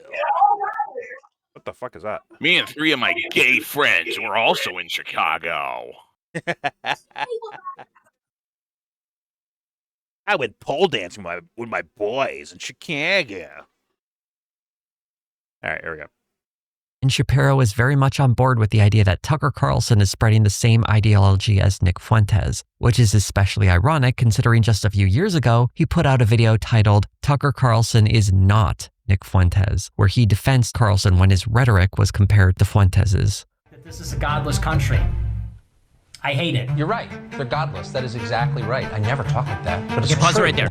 Okay, so again, this idea that if you say that God has gone absent from the public square, that you're in league with Nick Fuentes. No, Nick Fuentes literally says that he wants a Catholic dictatorship in the United States. That is not the same thing as what Tucker Carlson is saying. This is the stupidest game. It's incredible that not even 3 years later, Ben Shapiro is going after Tucker Carlson for being aligned with Nick Fuentes when he was criticizing The Daily Show for noticing patterns in their rhetoric. I want to highlight another part of the Carlson interview of Fuentes that might explain the phenomena going on here. When you get attacked, when people call you names, like they always call me racist. Yep. Oh, wait, I remember now. He wants a Catholic Taliban in America. That's what he said. It's I'm cute. sure it's partially trolling and joking, but it's cute. It's adorable. Well, it's let's be honest. If he's being serious, nowhere near the obvious, like the blatant obvious diagnosis problem of what the fuck is actually going on with people to where you end up in a world that you don't like so much. It's nowhere near it. Nowhere fucking near it. They're going to run into their own problems. Let's just be honest about that. If he's being serious, right? If he's trolling, he's trolling. It is what it is. But, all right, let's continue. Here we go. The phenomena going on here. When you get attacked, when people call you names, like they always call me racist, and I would always think to myself, I'd call you a dweeb, Tucker. Maybe the point is to make me racist. Call you a clown. Where you get to a point where you're like, well, if you're going to slander me, then I'll just become the thing you're calling me. I do think that's a feature of human nature, don't you? Mm-hmm. This is, of course, a deeply silly thing to say. It's basically recreating that webcomic of someone who said they had no choice to become a Nazi because someone made a comment about Trump supporters being racist. Ben Shapiro said as much when Megyn Kelly asked him about it. I'm a little tired of the excuse that if you are called something enough, that justifies all of the subsequent activity. I've been called every goddamn name in the book. Every name in the book, and I have not. Wait, I'm going to add tweets to that. He said a swear. He must be just like us. He's absolutely right here. And one thing I noticed that every time I agreed with Ben Shapiro on something, it's when he was saying things people on the left have been saying for years, which honestly speaks to how effective we are at criticizing the right, whether they acknowledge it or not. Tucker Carlson plays the same game. Recently, Ben Shapiro made some comments about retirement that went viral. No one in the United States should be retiring at 65 years old. Frankly, I think retirement itself is a stupid idea unless you have some sort of health problem. Tucker Carlson responded to I have that, a health problem, sounding Ben. a Can I lot like retire? someone on the left. Poorer people, working class people, blue collar people are aching. They have trouble walking. Their backs hurt. So retirement for a man who climbs ladders is a little bit different from a man who hosts a podcast. Carlson even brought up the impact of systemic failures. We are subject to forces that we can't control. It's just a fact. I didn't write the tax code, for example. Happened? I don't have any. It's Anna Banana. Oh, shit. By the way, if her husband is a pitcher in baseball, I'd tank his shit 400 fucking feet. Easily. Easily, too. In my sleep. Anyways. Here we go. Control over the hiring standards at various companies or the admission standards at various schools. Those are systemic problems. It's just a fact. This is another one of Carlson's well-worn strategies to make a systemic critique, while his solution typically involves demonizing immigrants and other vulnerable groups. It's something he's done time and time again, and honestly, only a sucker would fall for this sort of scam, and he's been pulling it for years. What's even more ridiculous about Tucker Carlson's criticism of Ben Shapiro's rhetoric around retirement is that none of this is new. Shapiro was saying this at least a year and a half ago. It's hard to imagine these guys have only recently noticed these things about one another and were either too cowardly to mention them before or perhaps saw more professional advantage in staying quiet. It really that seems to be the thing about these political little fuckfaces in content creation. It seems to be like an actual theme, actually. They wait until they're personally insulted, and then they say something about this person or that person. Seemingly. So that's not a problem with the right or the left. It's all you little fuckfaces. Anyways, here we go. Speaks to what opportunists they are. And I want to go back to that video from October where Ben Shapiro was complaining about woke politics infecting the far right. The Democratic Party has been playing with these forces for so long, it's now too late for them to dissociate from those forces. One of the big complaints he has about figures like Tucker Carlson and Nick Fuentes is that they push anti-Semitism. But back in 2011, Ben Shapiro tweeted this: "The Jewish people has always been plagued by bad Jews who undermine it from within. In America, those bad Jews largely vote Democrat." In his book, Primetime Propaganda, the true Hollywood story of how the left took over your TV, he described how liberal Jewish people had taken over Hollywood to advance a left-wing agenda. He's also run cover for the Great Replacement theory, trying to detach it from its anti-Semitic origins into a more pliable concern over how demographics impact voting. There's something very unsettling about how Ben Shapiro was perfectly happy to point the finger at bad Jews, but somehow thinks it's the left that's convincing parts of the right that there's some kind of Jewish problem. He seemed unaware of the fact that there are actually some pretty powerful anti-Semitic forces on the right that have been there for a very long time. And maybe the reason they liked him is because they found him kind of useful. It's a bit of a tired point, but it hasn't stopped being true. Ben Shapiro is being devoured by the monsters he helped protect, and I suspect it's happening more aggressively than people might expect. While looking at some of Ben Shapiro's recent videos, I couldn't help notice that the metrics seemed a bit off. For example, his long-form videos do very well, but his clips have dreadful numbers in comparison. Is this the thick black woman from Dade County in Miami? The floor is yours. Go ahead. I dare you to. Do it. Don't you lie to me either. Don't lie to me. Don't you lie to me. Out of us. Don't you lie to me. Want to go to the booty house? Huh? Jake, go to the booty house? Huh? I think it's just... Boom, boom, boom. Yeah, boom, boom, boom after that. After the booty house. Boom, boom. You lied to me. You lied to me. These are my twin sisters, Nina. Look at these. I forgot what he says right there. Right? He puts the guns up to his head. Either way, I think it was background noise from allegedly Matt Hunter. Or is it not? Go ahead. Peaches? This you? Oh, okay. Let's hit play. Here we go.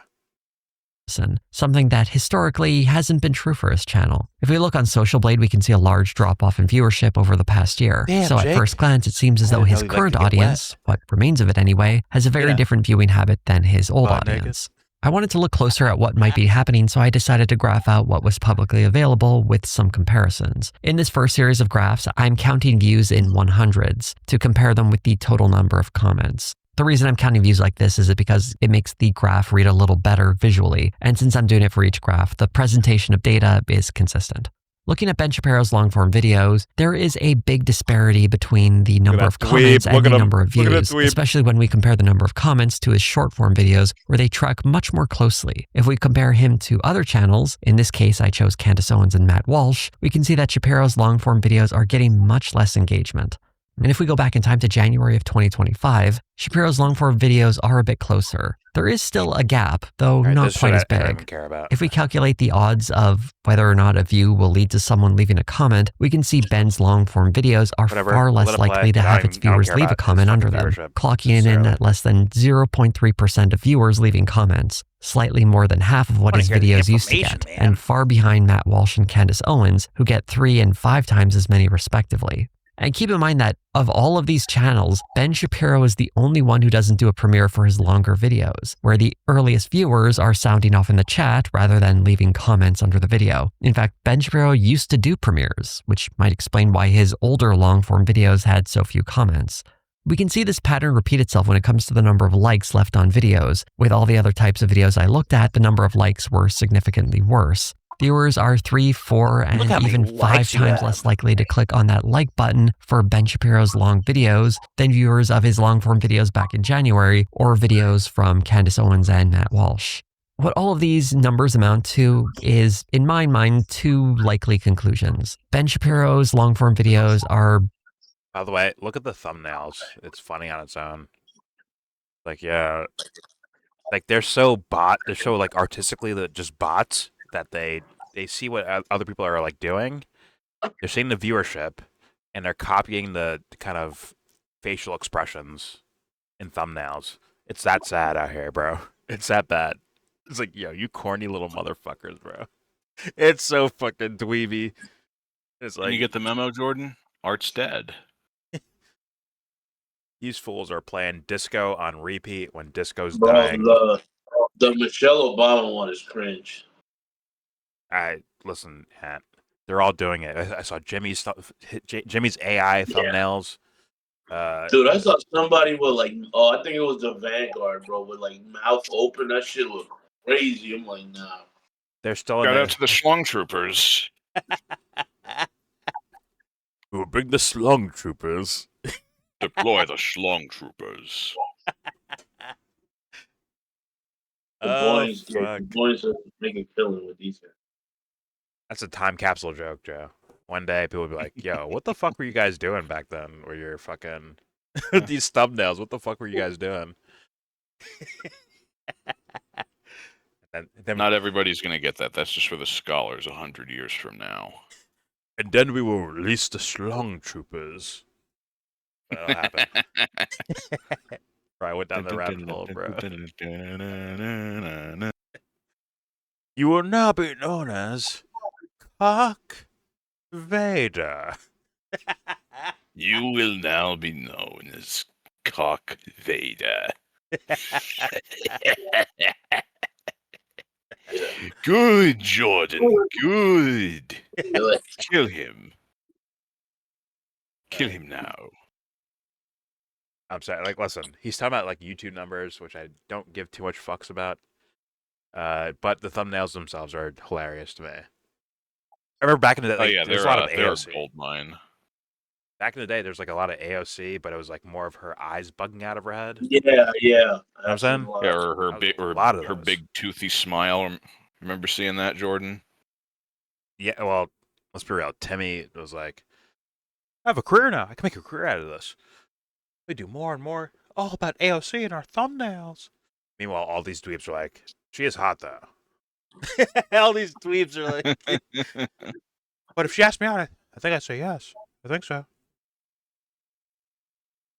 But don't worry. Listen, she put on some weight.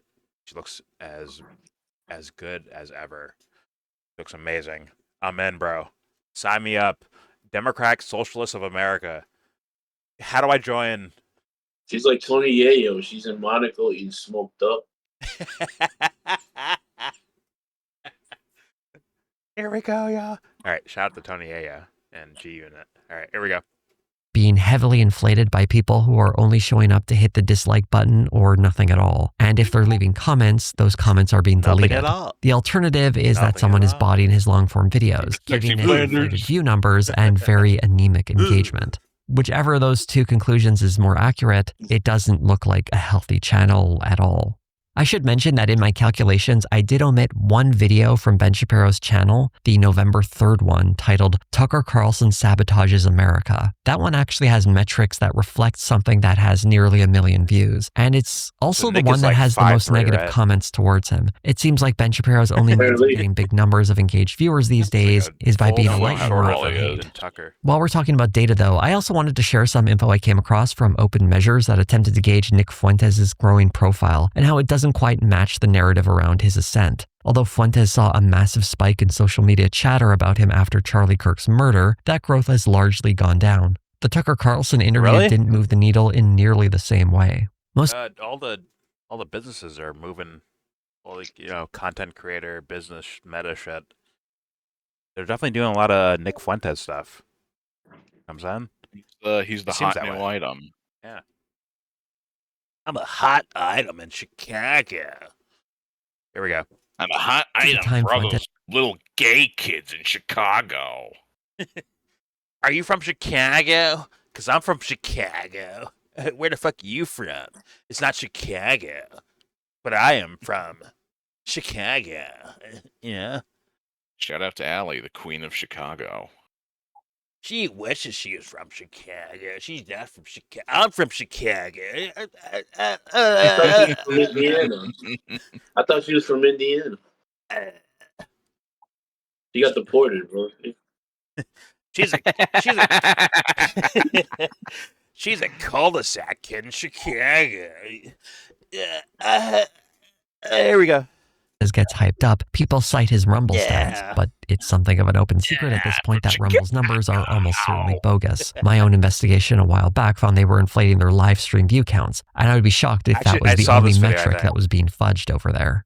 I say all of this to remind everyone that these figures we're talking about today are incredibly niche. For fun, let's go to Ben Shapiro for that. Every big audience in the media, you're talking about 3-4 million people. The electorate in the United States is generally about 160 million people.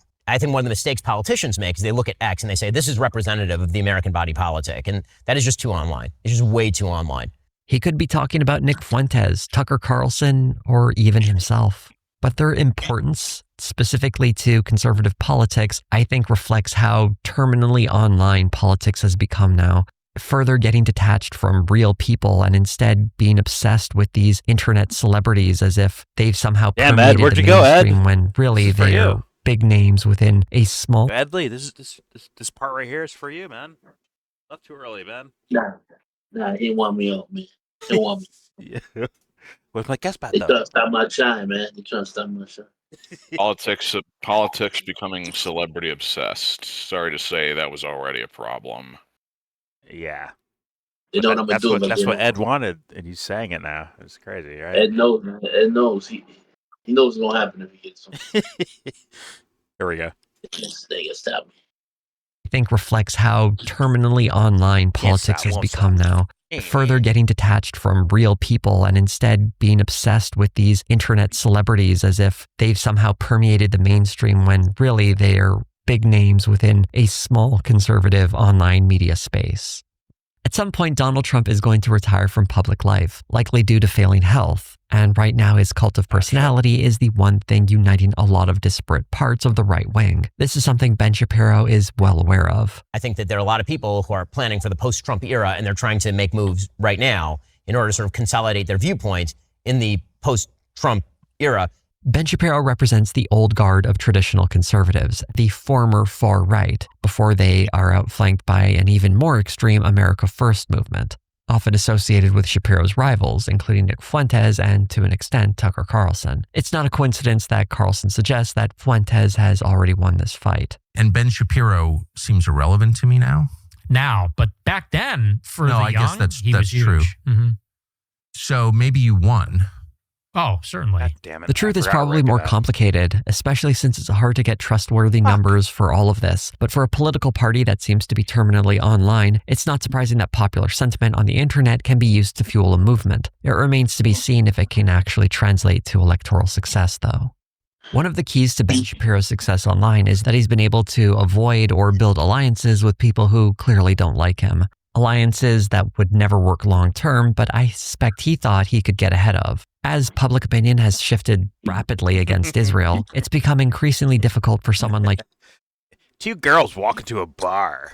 It's Ben and Candace. All right, here we go.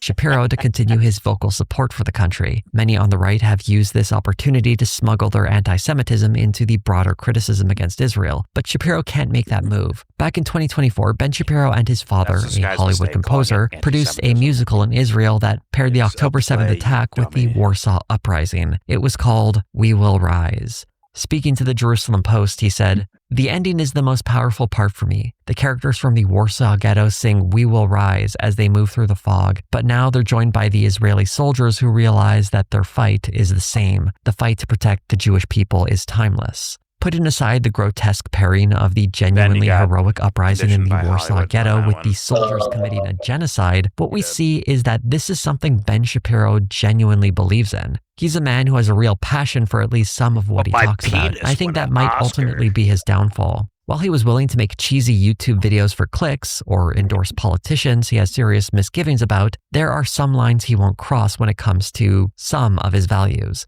In this case, it means defending a country committing a genocide, which is tragic in its own right. But in the world of conservative media, not being able to sell out your supposed values makes you vulnerable. Going back to the New York Times article, it's hard to imagine Ben Shapiro pivoting. Yeah. All right, I'm going to tell you why I think Ben Shapiro is so supportive of the genocide. Okay. He's probably going to get free shit for it. Well, I heard real estate's pretty good out there. You know what I'm saying? Exactly. He's doing this because he knows he's going to get a little treat as a reward. He will do... Well, actually, he'll do the vocal work, but not the actual physical thing to make these things happen at all. He'll be nowhere near it. Nowhere fucking close to it. You put a fucking... even something small even something really small like a .22 revolver in his hand, he's still gonna get knocked flat on his ass. He's not fucking fighting anybody. Oh fuck! A slingshot recoil will fold him. Nah, dude, he would somehow hit himself in the face with a rubber band. When he shoots like bots in Call of Duty, bro, he gets he falls backwards, bro. How wrecked he is. All right. Like Ben, you should straight up should have just done fucking movies. Go that direction, bro. Live that dream because this shit, you're not helping anything, my man. You're nowhere near helping. You're doing probably the opposite of that. Pay very close attention, Benjamin Aaron Shapiro. Do movies. People are far more accepting of bad film than they are of bad politics. Well, like, And okay. we're already shockingly accepting of bad politics, so that should tell you something. I have this idea, like, if someone behaves authentically, we're moving in the right direction. The thing is, Ben, I think even probably him to himself is aware that he's not doing that. He's not.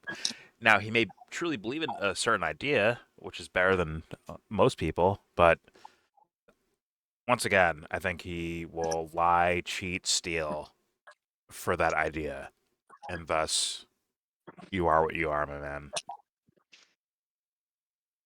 Yeah. All right. Here we go. There's more of this. Almost over. Is tragic in its own right, but in the world of conservative media, not being able to sell out your supposed values makes you vulnerable. Going back to the New York Times article, it's hard to imagine Ben Shapiro pivoting to be on the friendly side of the increasingly extreme right-wing base the way he had 8 years ago. Mostly because he didn't really have to give anything up. He just had to pretend he liked Donald Trump. And Ben Shapiro was certainly tolerated and even celebrated because he was useful for attacking the left. But attacking the left while ignoring the far right only works when the far right isn't breathing down your neck in public awareness and pulling sorry for this Jose guy, but like he does like Donald Trump because of his policies. Now, maybe initially he was guessing and didn't know what Trump's policies were, but once he found out, he loves Trump now. For sure. Fuck his words. What Ben seems to actually like believe in regards to policy, Trump is doing amazing for Ben Shapiro. He is. So, okay, I don't know if he's doing like the political drama shit with this, or if he's like actually like looking at it. Because when you actually look at it, Ben is winning in regards to the U.S. government apparatus. He's winning there by a lot too. So, yeah. But okay, got it. Left versus right. Got it, Jose. Here we go. He just had to pretend he liked Donald Trump. And Ben Shapiro was certainly tolerated and even celebrated because he was useful for it. Yeah, good. And like, I gotta keep saying this because for some reason, with a lot of people, this just doesn't fucking take. The Democrats are not and have never been a left party, if such designations are of any importance to you. Now, here's a question, Joe. What are they? Are they right? In your mind, or no? I'll put it this way: they're a lot closer to the Republicans than they're ever going to be to me. And I asked that for a very specific fucking question for a reason. I asked that for a reason.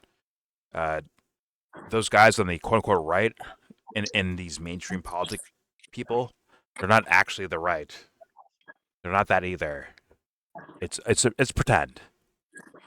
You have regular people, right, that believe in things, have ideas that would basically say like, okay, they lean this way or that way or whatever the fuck, right? But with these politicians, like, nah, I don't see that. I see a stupid fucking game being played, and you can't actually have. That's the thing.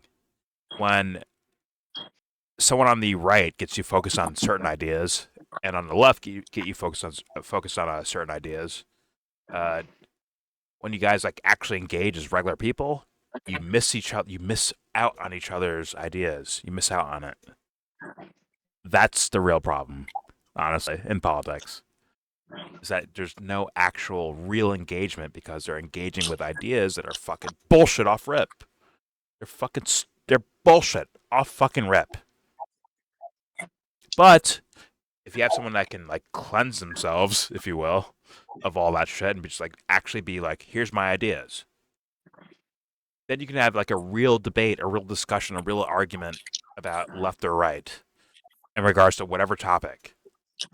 But if you're stuck with what these guys are saying out loud, these politicians, these content creators that are paid by politicians or influenced or conditioned by whatever, if you engage on their turf, yeah, it's a losing thing.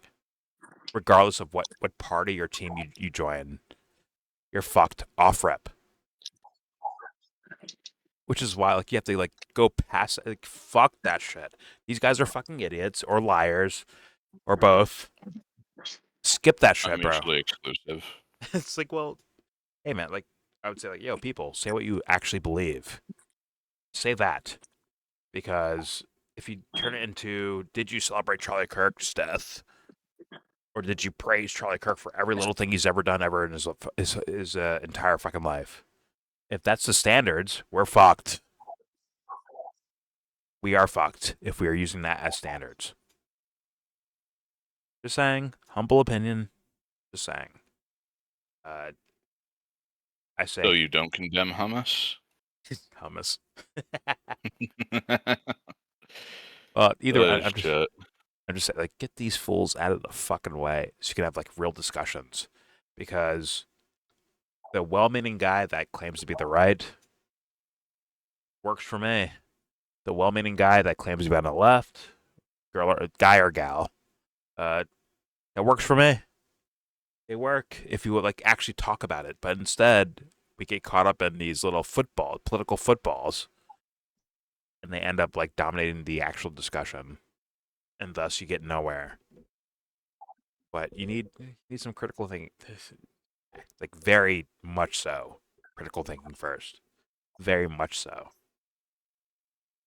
Like, without critical thinking, bro, you're fucked. The other thing about right-wing politics is that how should I phrase this? There's kind of a glass ceiling that you will eventually hit as far as the supposed free marketplace of ideas. It's like you know Curtis Sliwa, that dude, the fucking guardian angel dude guy, right? Yeah. Or ran he was in that mayoral campaign, and he's always wearing that goofy fucking little red beret. Shot the Street Fighter, but yes. Yeah, that's why he's doing it, because he really loves what's his name, Rolento from Street Fighter. I was thinking Cammy, right? Is that her shit? The Cammy girl? Yeah, Cammy wears a fucking she wears a red beret. Anyways, go ahead. But anyway, like the more like seriously organized political right in this country, which is to say the Republican Party leadership and Donald Trump, that whole apparatus. Mm-hmm. That whole apparatus was backing Andrew Cuomo. Now, Curtis Sliwa was, in relative terms here, kind of an outsider for that whole thing. Well, yeah, they saw him as like an L, right? But yeah, maybe he Cuomo was in no way part of their equation. Yeah, and Cuomo was kind of a win over someone like Mamdani, for sure, right, in their minds. Yeah.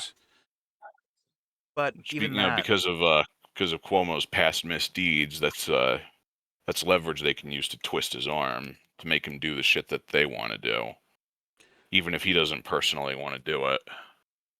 But even that, like, it's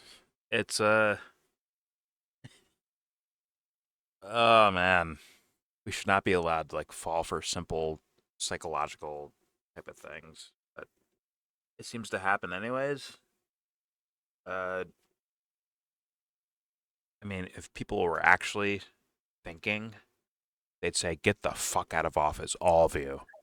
Go home, take your ball, and go the fuck home." Would already be happening. I understand. Don't get my hopes up, Jordan. I understand, like incremental, like things you can like. Okay, we can win this judge over, or this fucking this county, or this district. Win that thing, and then when we're better off.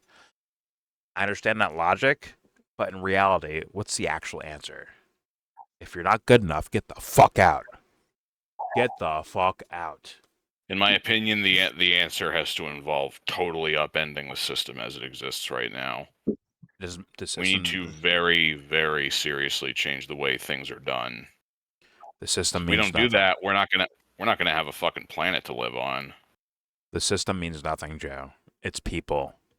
Once again, a cop isn't supposed to be able to beat the shit out of you for dissing his dad or his mom or his brother or sister, right? But if you diss a cop, you say, "Hey, cop, go fuck you. You know what? Fuck you and your daddy." That cop might beat the shit out of you. Fuck you, anyone who likes you, anyone who looks like you, and fuck anyone that's on your side. And they might fucking knock you the fuck out for that shit. Which means what? That uniform, the badge, all that shit is not actually reality. It's a role that we use our imaginations for. In reality, that guy might beat the shit out of you for things he's not supposed to be allowed to do that, but he might do it anyways because he's a person. Duh. And because of that, this whole idea of a system, which is made up of people, whether they're enforcing it or fighting against it, whatever, it's people. So even though you can have the best argument of all time about against systems, right? This guy might be like, "But you diss my mom, so I'm gonna fuck you up now." Right? If we don't deal with that fucking problem, we are fucked. We are actually fucked. In my idea, fucked. Right? Humans might keep going on. Right? They'll keep making. We Hopefully, might get another couple centuries to circle the drain. Well, at least, yeah. Let me get I'm being glib. I'm being glib because I think it's funny. Don't overthink it. Well, I want my Elder Scrolls 6 before that happens. Okay, so give me that game first, and if you want to just end yourselves, go ahead, end your shit. But give me Elder Scrolls 6. Okay, I want that first. God dang it. And GTA 6 too. I want that too. Anyways, all right, let's play the rest of this. Here we go.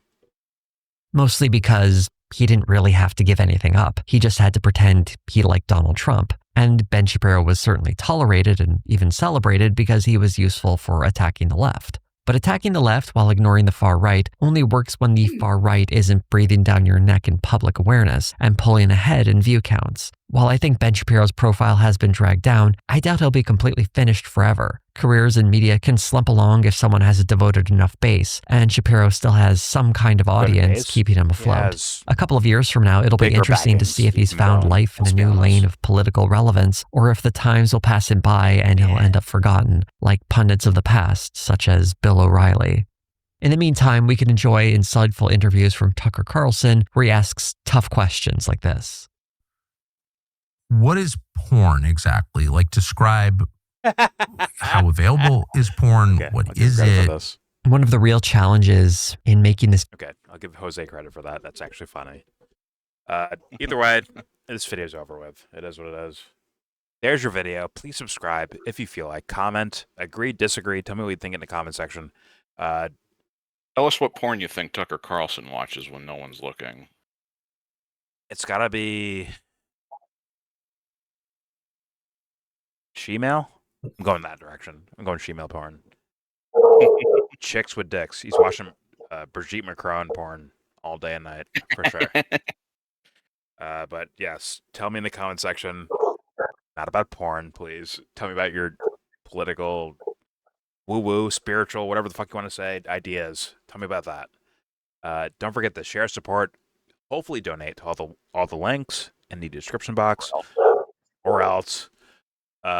also, the Discord link will be in that same description box if you want to show up and you can talk, you can not talk, you can be Matt Hunter, be a little pussy and not say anything. Just watch, like a little bitch.